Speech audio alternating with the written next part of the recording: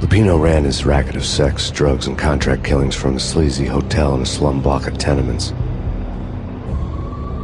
The NYPD was closing in. I could hear the sirens. Their wail was a crescendo. Lupino thought he could get us by taking Alex out and leaving me to take the fall for it. All he had gotten was my attention. I went for the hotel first. It was a sad old thing with flickering lamps and faded colors, cheap mobster punks and tired-eyed prostitutes. I walked straight in, playing at Bogart, like I'd done 100 times before. The place was run by a couple of murdering mobsters with shark smiles. The Finito brothers. Ladies and gentlemen, it's the Payne in the butt. Payne to the max. You're killing me. You make that up yourselves, or you get some wino downstairs to come up with it?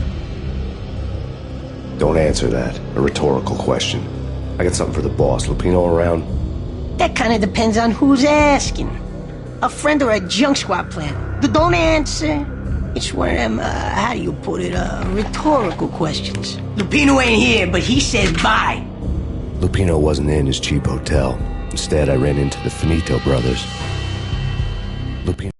My cover had been blown. The door slammed shut behind me. And then I was dodging bullets like raindrops. Payne in the butt. Ha ha! Payne to the max. Junk squad pig. Got a ticket to Marble City for you. Lying down.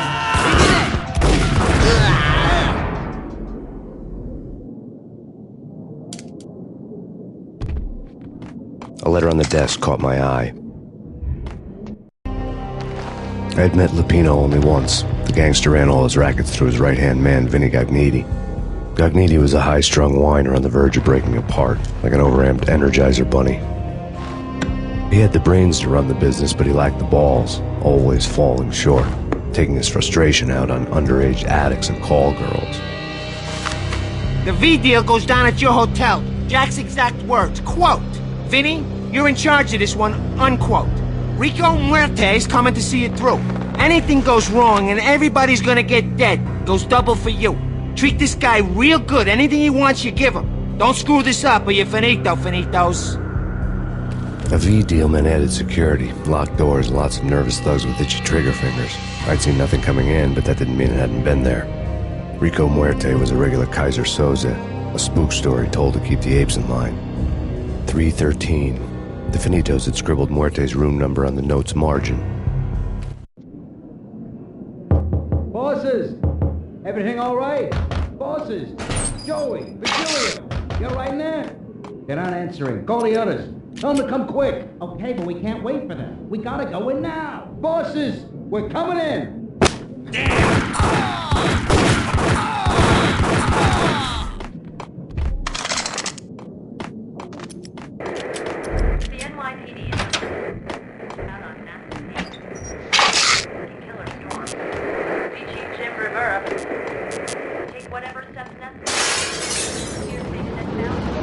Yeah, something's wrong with the boss. Hey!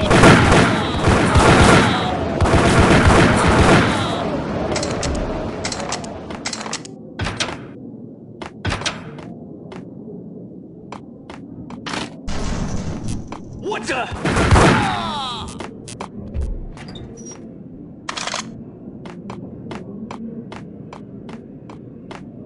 Previously on Lords and Ladies, Lady Amelia, Marquis Valentine.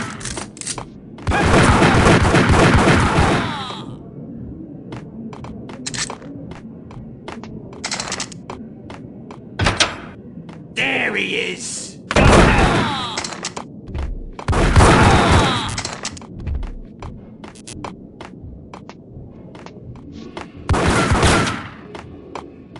Piece of crap!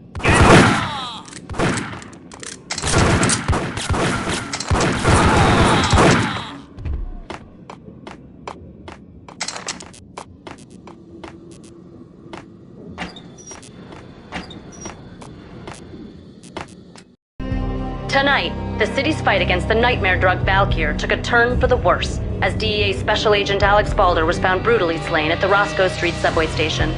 A suspect was seen leaving the site only moments after the shots had been fired, and the NYPD is currently in pursuit of Max Payne, a repeated felon believed to be armed and extremely dangerous. And now the weather. The worst winter storm in recorded history continues to pound the city.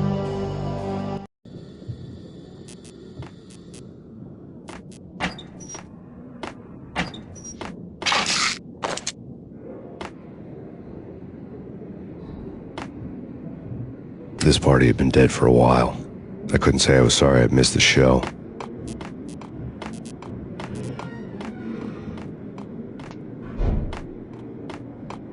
V-head junkies could go off without a warning. I had to be careful.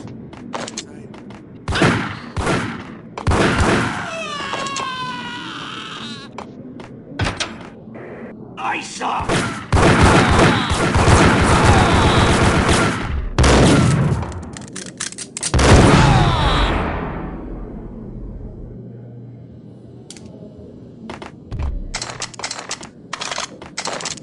I'd found Muerte's room. Muerte had received a letter. Our investigation had turned up nothing to link Angelo Punchinello, the head of the Punchinello family, to Valkyr. All tracks had ended with Jack Lupino. The letter in Muerte's room was signed by the Don himself. It was the first hint that the Kingpin knew what was brewing inside his syndicate. The trouble you got into after the Chicago screw-up. The Punchinello family bailed you out. You have been waiting for a chance to pay us back. One of our trusted boys has a monkey the size of King Kong on his back. We need your special skills for backup on a major deal. Collecting evidence had gotten old a few hundred bullets back. I was already so far past the point of no return I couldn't even remember what it looked like when I had passed it.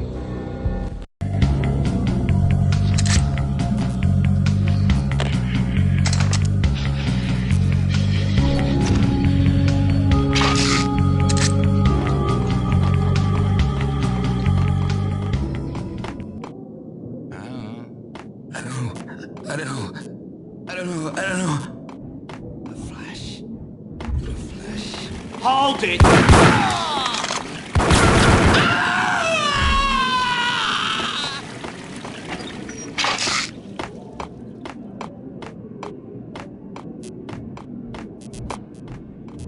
That's big.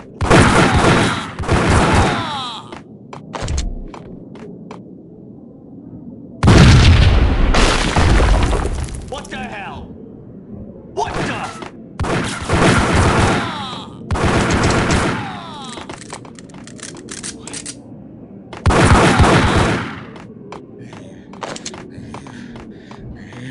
Get away.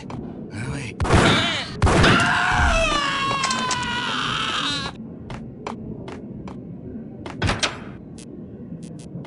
The hooker had left her diary on the table. The diary belonged to a hooker named Candy Dawn. The read would have made a vice cop blush. Had talks with the mystery hag over the phone again. Sent her the latest One-Eyed Alfred tape. As long as the hag keeps paying for the tapes, the old man could come every day for all I care. She had a nice sideline, making secret X-rated flicks of her clients and selling them to the highest bidder. It would get her killed if her V-fix for the day didn't do it first.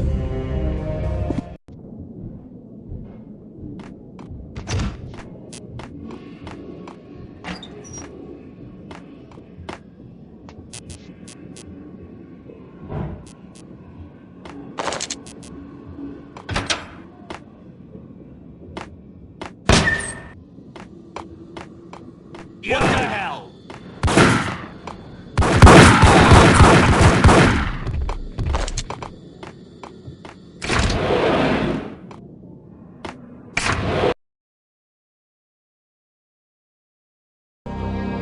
The old service elevator rumbled down to the bowels of Jack Lupino's hotel.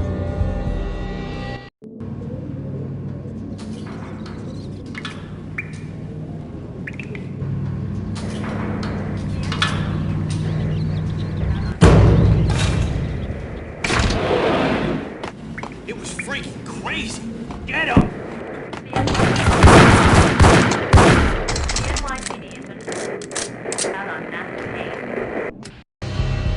A winter storm warning is in effect in the whole tri-state area, as both freezing rain and heavy snowfall continue. Many roadways are already closed, and people are advised to stay indoors. The severe blizzard has ravaged New York for 3 days now, with no end in sight. We'd been snowed from the start in the Valkyr case. The forecast said there was plenty more where that had come from. But the snowbound city was on my side. Less chance of innocent bystanders getting caught in the crossfire.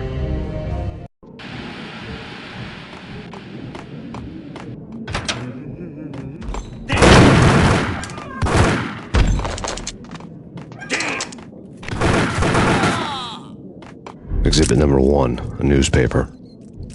A dead man tied to a chair lay on the boiler room floor. Captain Baseball Bat Boy has an unbeatable track record in superhero death matches.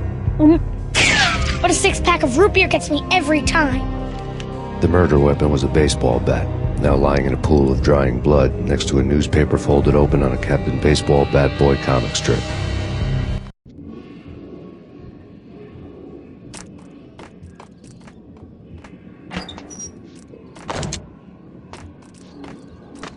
Take vampire movies. Why are they always setting that left? Gun them down.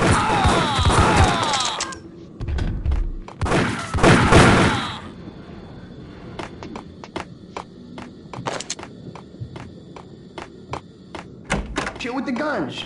Trust me, you don't want to piss Muerte off. Gentlemen, let's do business. Green for green.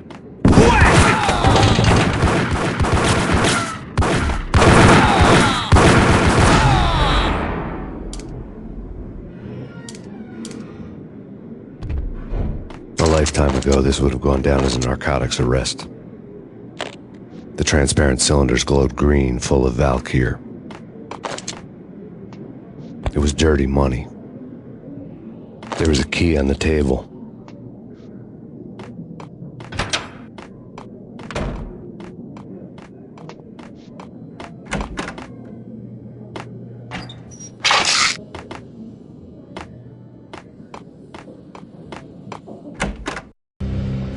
Two mad dog killers, ready to murder each other. They step into the next room, and I'm thinking, now they're gonna do it. But no. They sit down in front of a TV and solve their differences with the Kung Fu fighting video game. I tell you, kid, I was so depressed, I strangled them both with the video game cables. Oh, Rico, you're so bad. I am, ain't I? Rico Muerte, big-time hustler. Who the hell? It's that cop. Muerte went for his gun.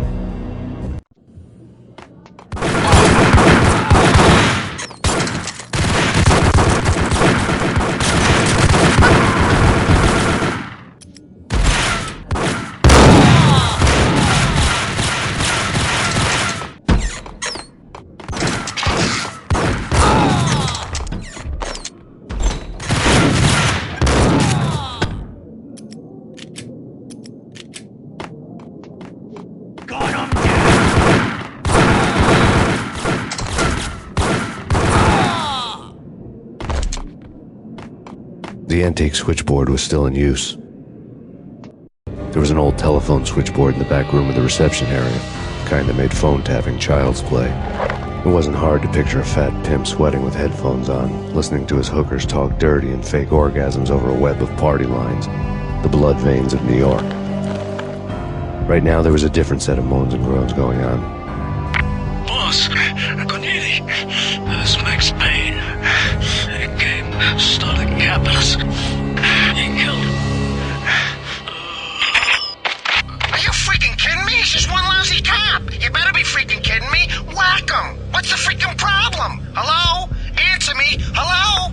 The word was out. A deadly virus released into the city's corrupt circulatory system. Something wicked this way comes. Max Payne at large.